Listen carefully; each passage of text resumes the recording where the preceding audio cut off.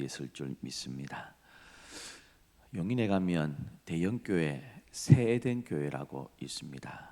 담임 목사님이 우리 2020년도에 우리 교단 총회장도 하셨던 소강석 목사님이십니다. 사진 한번 띄워주시겠어요? 아시죠? 우리 기독교 TV 통해 가지고 많이 보셨을 것입니다. 여러분 이 사진 보면 얼굴이 미남이 아닙니다, 그죠? 이 새에덴교회 소강석 목사님에 대한 소문을 제가 많이 들었거든요. 그래서 우리 교회에는 큰 교회 목사가 돈을 펑펑 쓴다, 이래가지고 돈 가지고 다 한다, 이래서 별이 목사들 사이에서는 좀 평이 안 좋게 나와 있어요. 됐습니다, 목사. 제가 교회 자립개발은 일을 하면서요, 미래 자립교회를 이렇게 돕는 그 서기를 실무를 이렇게 보면서 소강석 목사님 여러 번 이렇게 찾아뵙고 또 행사도 많이 도와주시고 해서 자주 많이 좀 여러 번 만났습니다. 만나면서 편견이 없구나 하는 것들, 그런 들려오는 이야기들이 참 편견이고 잘못된 이야기구나 하고 아주 제가 감동을 많이 받았습니다. 일단 보면요, 저기 사랑교회 오정희 목사님 키도 크고 아주 미남인데 제가 보니까 저보다 키가 더 작던가 이래요. 키도 작고 생긴 것도 잘생긴 것도 아니고요. 학벌도 안 좋습니다. 어느 대학에 나온지 여러분 잘 모르잖아요.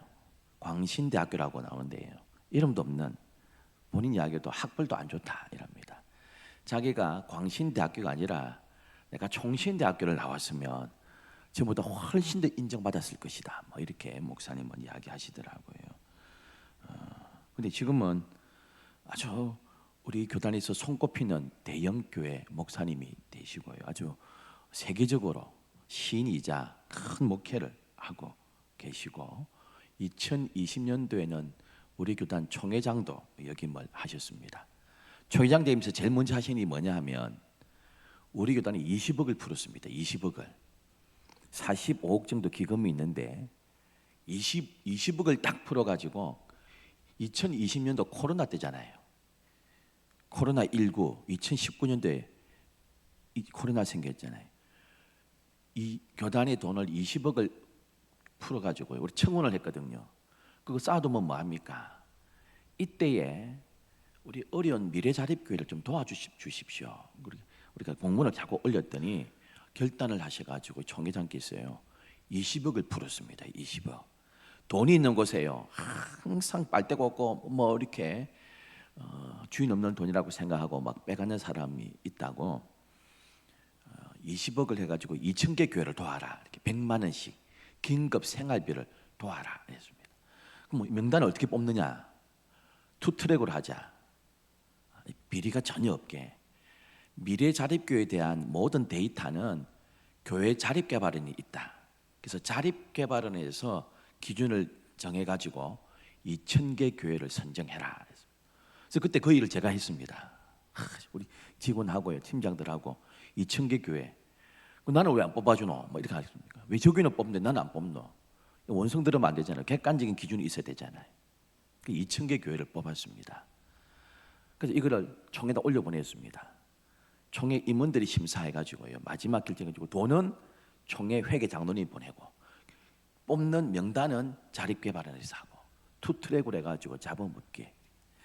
그래서 그때 우리 교단 미래자립교회 목사님들 큰 위로 받았습니다. 이렇게 교단이 우리를 외면하고 있는 줄 우리 기억하고 계셨다 하면서 막 우시고 그 돈 받아가지고 몇 년 만에 우리 가족이 참 외식을 했습니다. 이번에 밀렸던 공과금 냈습니다. 우리 편지를 보내주고 이렇게. 근데 이때 소강석 목사님이 통 크게 탁 냈습니다.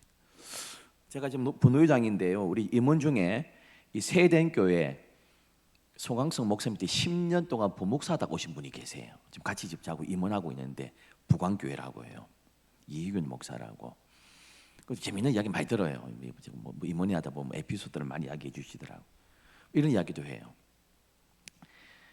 한 집사님 가정이요, 빚을 내 가지고 음식점 했는데 쫄딱 매니아가 망하게 됐습니다.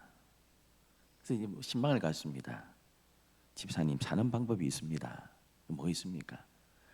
지금도 빚이 많고 대출 뭐 이자도 근거리 내고 있는데 이제 폐업한다고 하니까 뭐 먹고 살 겁니까? 모르겠습니다.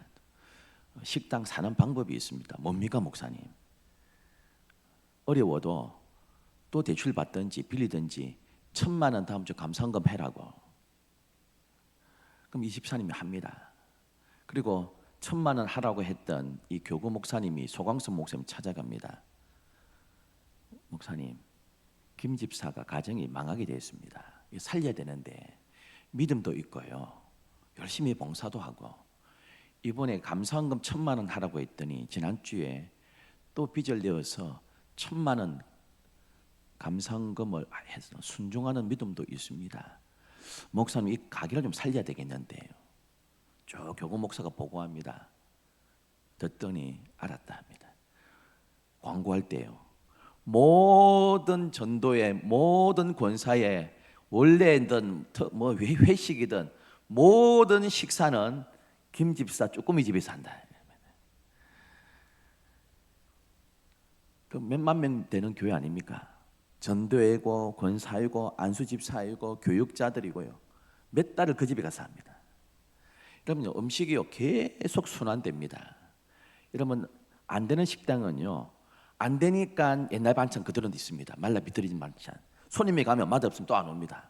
안 오니까 또 여러분, 잘 되는 데는 계속 가니까요, 계속 새 반찬 계속. 여러분, 이 망할 집이에요. 몇만 명 교인이 몇 달간 계속 오니까 그 동네 맛집 돼 버렸습니다, 여러분. 맛집이 돼 가지고요, 빚 다 갚고 합니다. 그래가지고 거기는 살린대 뭐 그렇게 해요.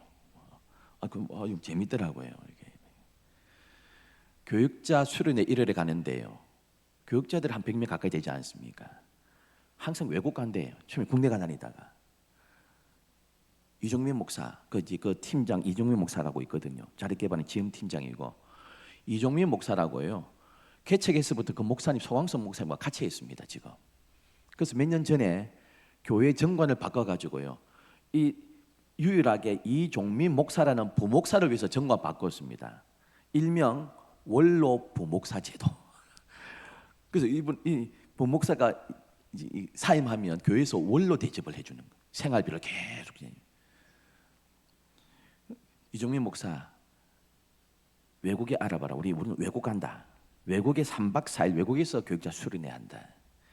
아니, 집사들은 개모임에서 가고 어디에서 외국 가고 하는데 교육자들이 한 번도 외국에 못 가가지고 기가 죽어도 되나? 그래서 매년 초는 외국에서 베트남이든 중국이든 외국 가서 우리 교육자 수련회 3박 4일 한다. 그래서 한대. 스케일이 대단해요, 여러분. 그까지만 이야기하고요. 제가 소광성 목사님을 여러 번 이렇게 찾아뵙고 도움도 받고 좀 부탁도 하고 이렇게 하면서 보면, 야, 이 세den교회 소광성 목사님 보면서 하나님의 역사가 이런 거구나 하는 생각들을 하게 됩니다.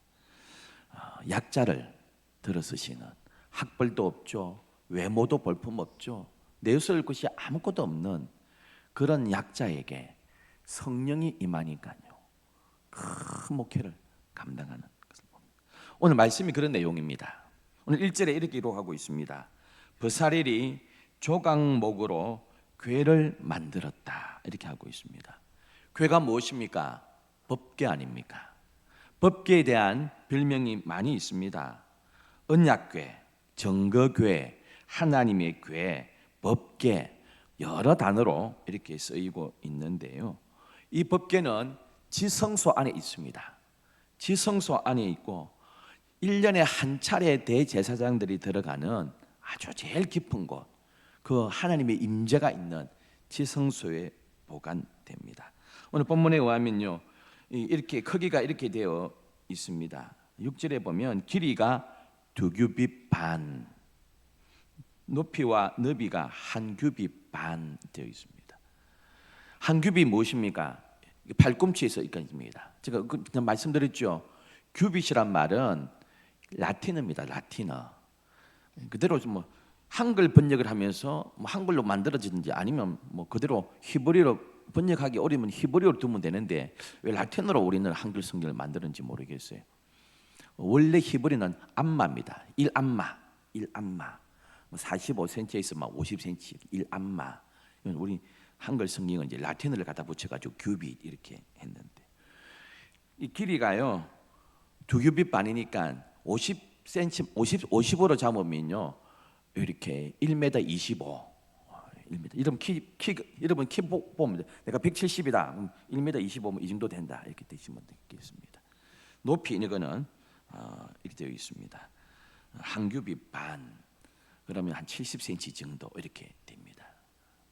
크지 않습니다. 큰 상자는 아닙니다.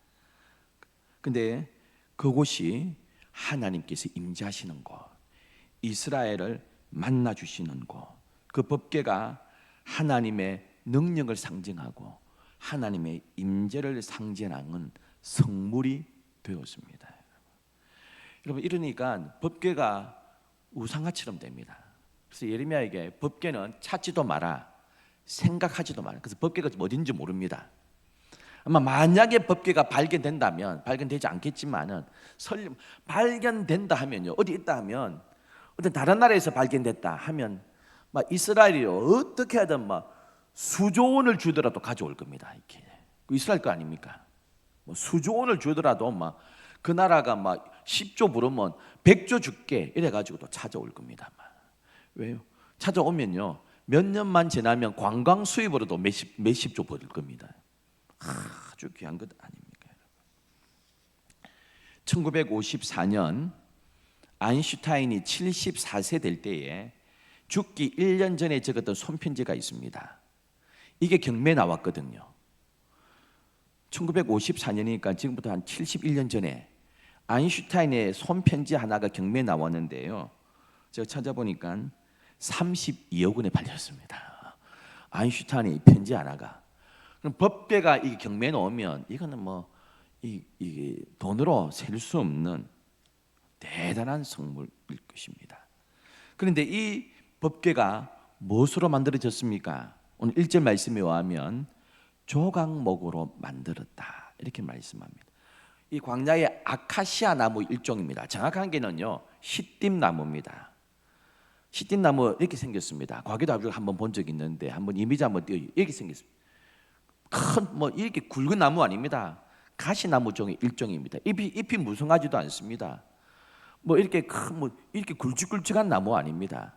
성전을 지을 때 또 궁궐을 지을 때 백향목으로 짓잖아요. 쫙 멋진 백향목으로 짓습니다. 백향목이 나무의 황제거든요. 백향목으로 짓습니다. 아니면 잣나무 이런 것도 좋은 거 아닙니까? 그런데 법궤를 짓는데요, 저 볼품없는 형편없는 아카시아 나무 일종인 시띠나무 가지고, 우리 오늘 보면은 조각나무 이렇게 해야 되죠. 그러면 상수리 나무, 잣나무 얼마나 좋습니까? 노아가 방주를 지을 때 잣나무가 지었습니다. 옛날 번역은, 지금 번역은 고플의 나무 이렇게 하고 있는데 잣나무 일종인데 이렇게 적고 있습니다. 뭐 백향목, 상수리 나무, 잣나무, 좋은 나무들 다 빼고요, 법궤를 하나님께서 만들라고 했는데 저 볼품 없는 나무, 굵지도 않은 거, 저런 거 다 닦아 만들라고 이렇게 했습니다. 그러면 시띠나무 밑에 잎도 무성하지 않아 가지고요, 거기에 뭐 나그네들이 그 밑에 그렇게 실만한 그런 나무도 아닙니다. 가시가 있어 가지고요, 아무 쓸데없는 나무입니다. 아무 어디 뭐 건축하는데 크게 쓰임 받지도 못하는 나무입니다. 놀랍게도요, 성막에 쓰이는 많은 성물들이 법궤뿐 아니라 번제단, 떡상, 성막에 쓰이는 많은 기구들이요 시띠나무, 이 조각목으로 만들어졌습니다. 저렇게 보여도 오래 견디는 내구성이 강하기 때문에 뭐 크게 쓰임 받지는 못해도요, 작은 것 만드는데 쓰임은 있습니다. 자, 아카시아 나무 일종인 조각목, 시띠나무, 뭐 볼품이 있습니까? 저 세den교회 소강성 목사 학벌이 있습니까? 뭐가 외모가 튀어납니까? 뭐 그런데요, 조각목 같은 인생인데, 시띠나무 같은 인생인데요, 오늘 2절 말씀에 하나님의 명이 임하는데요, 순금으로 쌓아 있습니다. 그 시띠나무에 순금으로, 정금으로 완전히 잎입니다. 금괴가 되어버렸습니다. 금괴가 정금법궤가 되어버렸습니다. 그 황금을 안팎으로 완전히 감쌉니다. 안에는 별 볼 일 없는 시띠나무, 가시나무인데 그 바깥과 안을 황금으로 다 쌉니다. 그곳에 하나님의 영광이 임하니까 아주 귀한 그러한 나무가 되었습니다. 할렐루야. 여러분 우리의 내용이, 성경의 내용이 곳곳에 그렇습니다. 여러분 학벌도 없고 외모도 없고 내세울고도 없는 그런 인물들을 하나님께서 성령이라는 황금으로 다 싸셔가지고 하나님께서 사용하시는 일들이 얼마나 많습니까? 왼손잡이 사사 에홉 보세요. 제가 여러 번 말씀드렸다시피 왼손잡이는 우리가 생각하는 그런 왼손잡이가 아닙니다. 우리가 말하는 저의 왼손잡이는 양손잡이를 말합니다. 왼손잡이란 말은 오른손에 불구란 말입니다. 오른손이 말라 비틀어졌든지 오른손이 오그라들었든지 오른손을 사용 못하는 장애인이란 뜻입니다. 그래서 왼손밖에 사용 못한다는 것입니다. 오른손을 사용하지 못한다는 게 뭡니까? 전사가 될 수 없다는 것입니다. 너는 하나님 앞에 쓰임 못 받는다는 것입니다.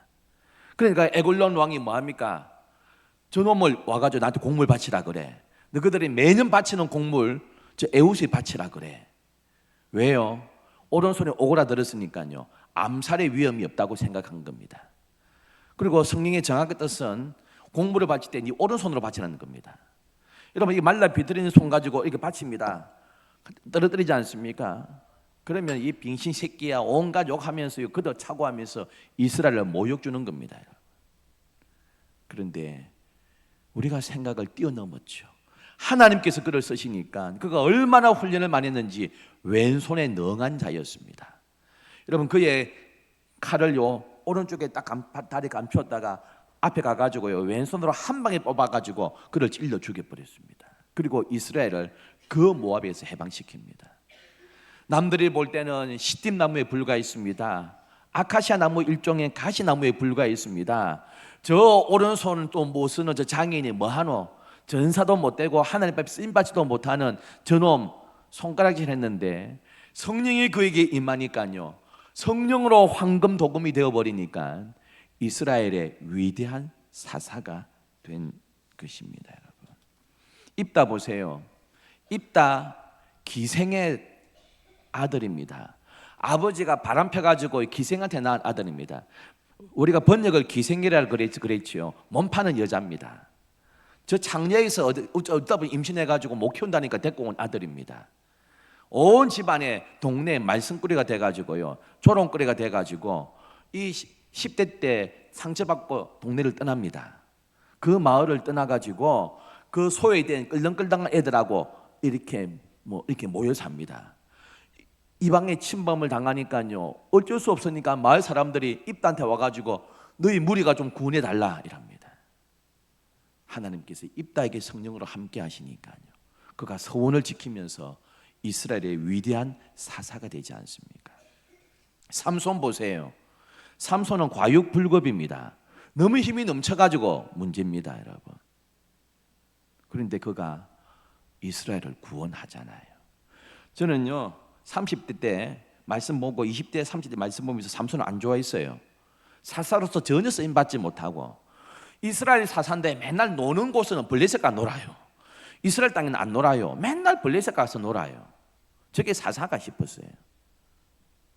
그런데 제가 말씀 보면서 깨달은 건요 하나님 그렇게 평가 안 하시더라고요. 삼손을 위대한 사사라고 인정해 주시더라고요. 히브리서 11장 믿음장 보세요. 믿음의 영웅 적을 때 그게 이 삼손을 올려놓습니다. 12명의 사사 있지 않습니까?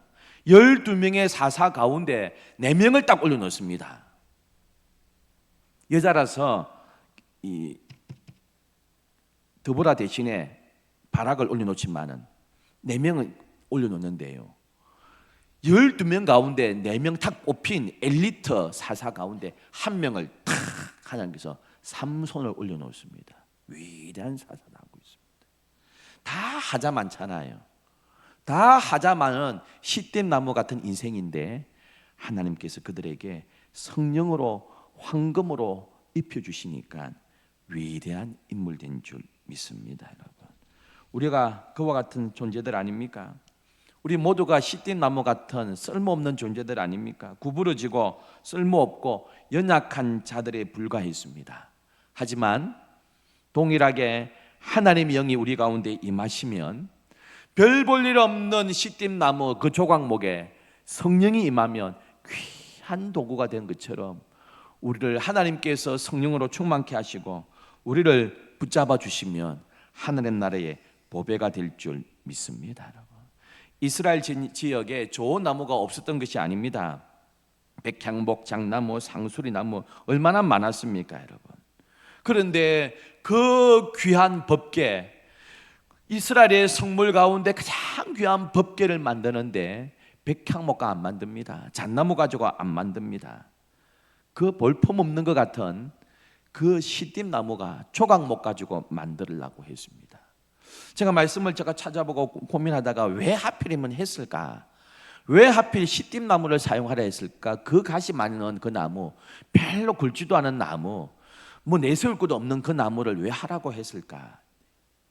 시띠나무는요, 꺾으면 진액이 쫙 나온대요. 그 진액을 아라비아 사람들이요 뽑아가지고 상처를 치유하는 약품으로 만들었다는 것입니다. 여러분, 시띠나무가 그냥 있으면 가시나무에 불과합니다. 그냥 있으면 남을 찌르는 가시나무가 되고요, 아무 쓸모없는 나무지만 그곳에 성령이 임하고요, 그것이 그 시띠나무의 고집이 꺾여지면, 시띠나무의 자아가 꺾여지면요, 거기에서 나온 진액이 다른 사람의 상처를 보담아 주고요, 다른 사람을 치유하는 은혜가 있는 좋은 나무가 된다는 것입니다.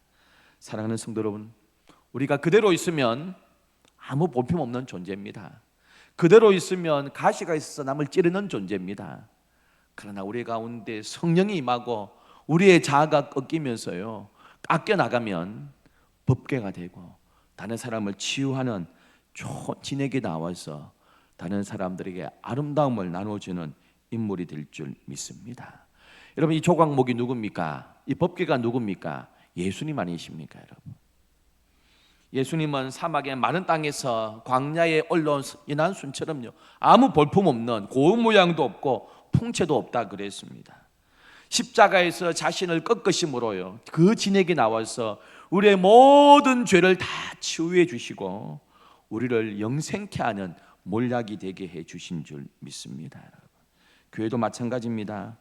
자신이 꺾여져야 되고요, 가시가 되었던 자들이 꺾여지면서 교회를 아름답게 하지 않았습니까? 어거스틴, 성 프란시스코 다 시띠나무 같은 존재들인데요, 그가 그리스도 안에서 꺾여짐으로 귀한 진액을 내면서 했습니다. 우리 옛날에 불렸던 복음성가 가운데 그런 게 있잖아요. 가시밭에 백합화 예수 향기 날리니. 여러분, 그 백합화예요, 가시가 찌르니까 그 백합이 향기를 더 나타냅니다. 그럼 이 아카시아 나무, 일종의 시띠나무 조각목이 그대로 있으면 아무 쓸모가 없습니다. 근데 그 안에 뭐가 있습니까? 그 안에요, 두 돌판이 있습니다. 여러분, 두 돌판을 품었기 때문에 그 궤는 너무너무 귀한 궤가 됩니다. 여러분, 오해하시면 안 됩니다. 그 법궤 안에 뭐가 든 줄 아세요? 히브리서 말씀에 의하면 세 가지가 들었습니다.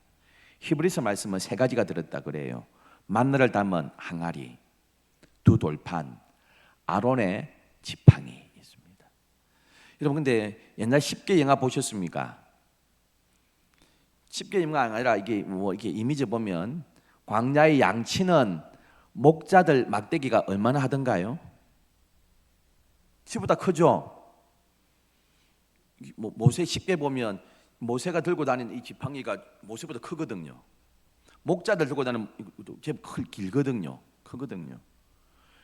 법궤 길이가 얼마라고요? 2규빗 반. 50, 최대 50을 잡으면요 125cm 이만큼입니다. 지팡이 이만한데 들어갑니까? 아무리 대각선 넣어도 부러뜨리지 않는 안 들어갑니다, 여러분. 근데 출애굽기와 이 모세 오경을 정확하게 읽어보면 이리 되어 있습니다.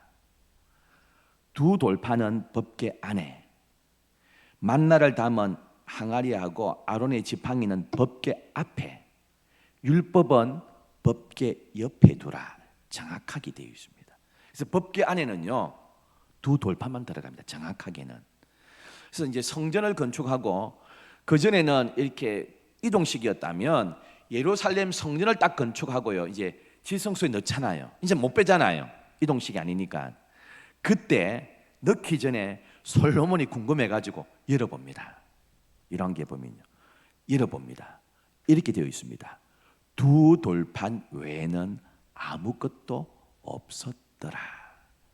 그러니까 두 돌판은 이 법궤 안에는요 돌판만 들어가게 되어 있습니다. 십계명은 돌판만. 아론의 쌍난 지팡이 우리가 크다고 생각하면 들어갈 수가 없어요. 모세 오경이 정확하게 출애굽기와 레위기, 민수기 찾아보면 앞에 옆에 이렇게 두 개 있습니다. 근데 히브리스 말씀은 이스라엘의 통념을 적어놓죠. 통념. 그 어떻게 합니까? 추측을 사람들이 이렇게 합니다. 광야 40년간 들고 다녔잖아요. 다 하고 다 꺼내고 들고 다니니까 이거 들고 다니기 어려우니까, 분실하기 어려우니까 그 뚜껑 열어가지고 만나 담은 항아리 안에 넣고 지팡이에 걸쳐놓고 막 이렇게 하지 않았을까? 그러니까 사람들이 볼 때는 법궤 안에 세 개가 들어가 있네 이렇게 한 것 같다 하는데, 성경을 이제 구체적으로 찾아보면 두 돌판만 있습니다. 솔로몬이 마지막에 뚜껑 열어봤을 때도 두 돌판 외에는 아무것도 없었다 이렇게 되어 있는데, 그래서 이제 만나 담은 항아리, 아론의 지팡이는 법궤 앞에, 율법책은 법궤 옆에 이렇게 두고 두 돌판만 있습니다.